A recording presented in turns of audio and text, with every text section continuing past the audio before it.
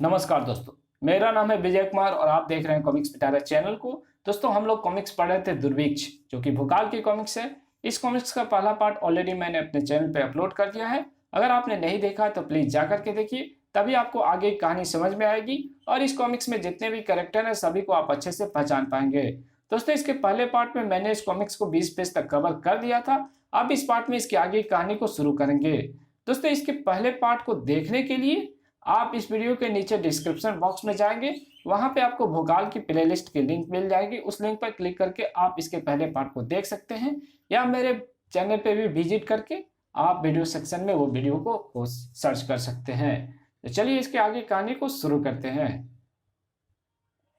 इसी बीच राजमहल के पास स्थित एक बस्ती में हम 7 पीढ़ियों से यहाँ रहते आ रहे हैं। हमें कोई नहीं उजाड़ सकता। ऐसी विनाशकारी आज्ञा को हम नहीं मानते। बकवास बंद करो। इस आज्ञा के विरुद्ध जाने वाले की खाल खींच ली जाएगी।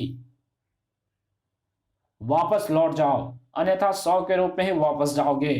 उफ! अन्याय सहन न करने वाले विकास नगर के प्रत्येक नागरिक के हाथ में हथियार चमकने लगे थे। ऐसे में मुट्ठी भर सैनिकों के पास वापस लौटने के सिवा और कोई चारा नहीं था। अपनी सामत बुला ली थी। उन सैनिकों ने वापस लौटकर सड़ाक सड़ाक तुम सबके सब निकम्मे हो गए हो। भाग जाओ यहां से। महल के पास वाली बस्ती भी हटेगी और मेरा आदेश न मानने वाली प्रजा को भी सबक भी मिलेगा, जिसे मेरे विरोधियों की 7 पुश्तें भी नहीं भूल पाएंगी। इधर हमारी बस्ती को उजाड़कर महारानी हमें बेघर करना चाहती है। हम ऐसा नहीं होने देंगे। हाँ, हम इसका विरोध करेंगे। विरोध करने से कुछ नहीं होगा।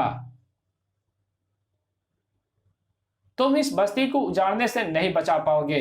धड़ाक धड़ाक। अरे, ये तो वही है जिसने हमें शत्रु सेना से बचाया था।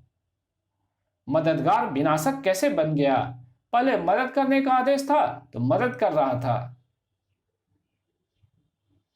और अब विनाश करने का आदेश है तो विनाश कर रहा हूं। भड़ाक! हमारे होते तू ये विनाश नहीं कर सकता। विनाश तो होगा तुम्हारे होते हुए हो या तुम्हारे राख हो जाने के बाद। संहारक ने लोगों को राख बनाने में कोई कसम नहीं छोड़ी थी, लेकिन इसका क्या किया जाए। ठीक उसी समय वहां आ पहुंचा था वो रक्षक भोकाल। राख ये लोग नहीं, तू होगा दुष्ट, क्योंकि विनाश का प्रतीक ये नहीं, तू है। ये वही शक्ति है जिसने पिछले दिनों ही विकास नगर को अत्यंत भयंकर संकट से बचाया है। धड़ाक! इस पर तो मेरे भीष्म से भीष्म प्रहार का कोई प्रभाव नहीं पड़ रहा, जबकि इसके प्रहार मुझे चूर चूर कर देने को उतारू हैं। ऐसे में अब मेरे पास इनसे निपटने का एक ही रास्ता है कि मैं बोलूं भोकाल, जैसे मैंने अपनी चमत्कारी ढाल पर इसके घातक प्रहार को रोका है, वैसे ही मेरी अद्भुत तलवार इसकी गर्दन भी उड़ा देगी। ओह! तलवार ने तो इसके शरीर पर खरोंच तक नहीं डाली। ज्वाला शक्ति भी बेकार गई। ओह नहीं! ब्रह्मांड की कोई भी शक्ति संहारक का बाल भी बांका नहीं कर सकती, जबकि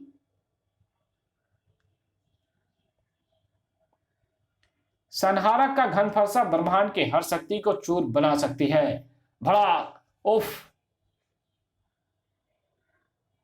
उसका अद्भुत घन फरसा एक बार फिर मेरी तरफ आ रहा है। मुझे उसे अपने ढाल पर रोकना होगा।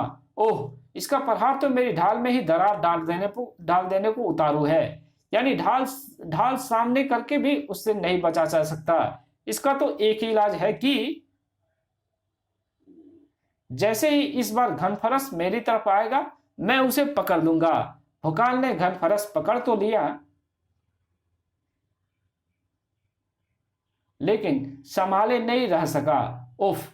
ये तो अत्यंत भारी है और साथ ही दहकते अंगारे की तरह तप रहा है। इसे ना तो उठाए रहना आसान है और ना ही पकड़े रहना, लेकिन फिर भी मुझे इसे पकड़े रहना होगा और इसे उठाकर संहारक की तरफ फेंकना भी होगा। क्योंकि इसमें ब्रह्मांड की हर शक्ति को समाप्त कर देने की शक्ति है। अपने हाथों के जलते मांस की परवाह किए बिना भोकाल ने अपनी सारी शक्ति लगाकर घनफरस को उठाया, लेकिन भोकाल उसे 2 हाथ से ज्यादा दूर नहीं फेंक पाया। उफ!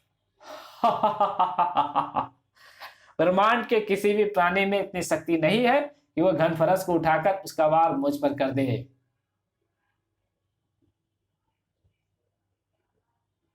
घनफरस को तो मैं ही उठा सकता हूं और मैं ही उसका प्रहार कर सकता हूं। उफ! मैं इस तरह अधिक देर तक बचा नहीं रह सकता। मुझे इसका कोई अस्थायी हल ढूंढना होगा।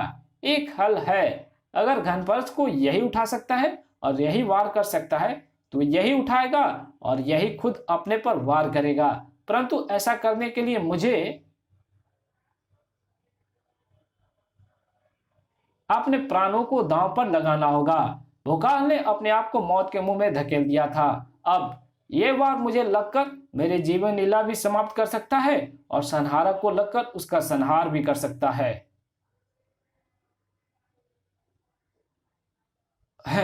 उफ! अपने शरीर में भरती समस्त चपलता का प्रयोग करके भोकाल बच गया, लेकिन घनफरस का वार खाली नहीं गया। खचाक! जितनी तेजी से घनफरस नीचे आया था उतनी ही तेजी से संहारक के पेट में धंसता चला गया। दूसरे ही पल संहारक की चीख से वातावरण ढलता चला गया। और वो चीख संहारक की अंतिम चीख थी। अब इसके समाप्त होने के बाद मेरे पास समय है कि मैं ये जानूं कि ये कहां से और क्यों आया। और इन प्रश्नों के उत्तर पाने के लिए मुझे राजमहल पहुंचकर मिलना होगा महारानी से। हम तुम्हारे किसी भी प्रश्न का उत्तर देने के लिए बाध्य नहीं हैं, इसलिए तुम यहां से जा सकते हो। क्षमा करें महारानी जी, इन प्रश्नों से राज्य की सुरक्षा और प्रजा का हित जुड़ा हुआ है, इसलिए आपको मेरे प्रश्न का उत्तर देने के लिए बाध्य होना ही होगा। भोकाल, अपनी मर्यादाओं की सीमा का उल्लंघन मत करो। हमारे पास राज्य की सुरक्षा करने वाले भी हैं और प्रजा की रक्षा करने वाले भी। परंतु बस बहुत हुआ, अब तुम यहां से जा सकते हो। भोकाल को लौटना ही पड़ा। आश्चर्य है, महारानी मुझसे ऐसा व्यवहार कर रही है। क्या हुआ है उन्हें? मुझे पता करना होगा। भोकाल को किसी षड्यंत्र का आभास हो रहा था। उसे संदेह हो गया है, हाँ, लेकिन इससे हमें कोई अंतर नहीं पड़ता। अपने उस संदेह के साथ ही इस संसार से उठ जाएगा। भोकाल, टन। अखंड नाम की ध्वनि। किसी को मेरी सहायता की आवश्यकता है। मुझे पहुंचना होगा। भोकाल को अखंडनाग तक पहुंचने में क्षणों का समय लगा। कौन है आप और अखंडनाग बजाने के पीछे आपका मंतव्य क्या है?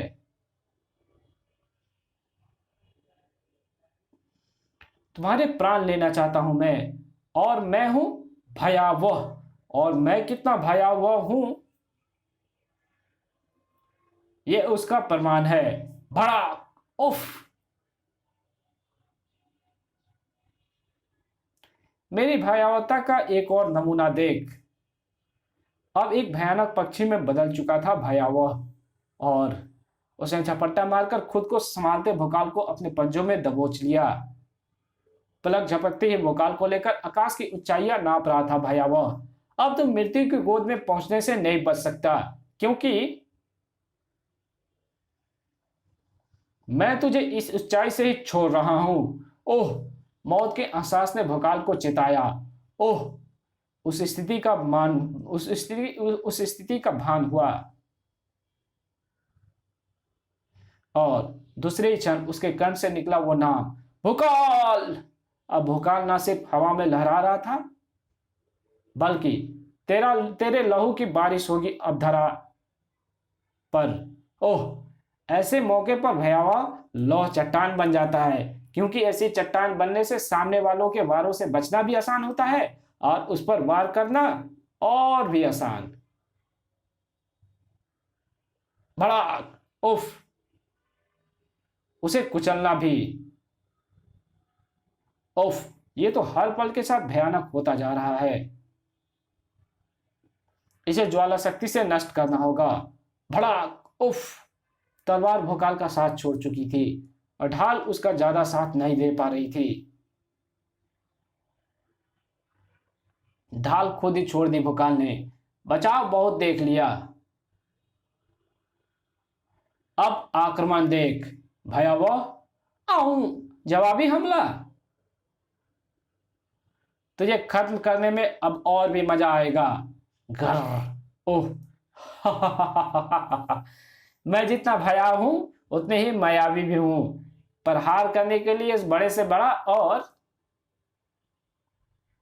बचने के लिए छोटे से छोटा रूप कभी भी धारण कर सकता हूं।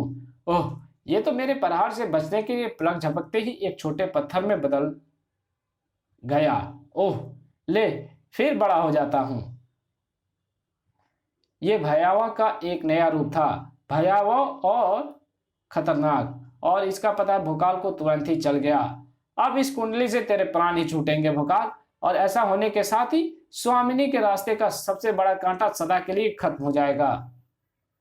इस कॉमिक्स को यहीं पे खत्म करते हैं। इसके आगे कहानी पढ़ेंगे इसके पार्ट 3 में। तो मिलते हैं पार्ट 3 में, तब तक के लिए बाय। चैनल पे नए हो तो प्लीज सब्सक्राइब कर देना, वीडियो अच्छी लगी तो वीडियो को लाइक कर देना और एक अच्छा सा कमेंट कर देना। जहां इस वीडियो की जरूरत हो वहां पे इसको शेयर कर देना। Thank you.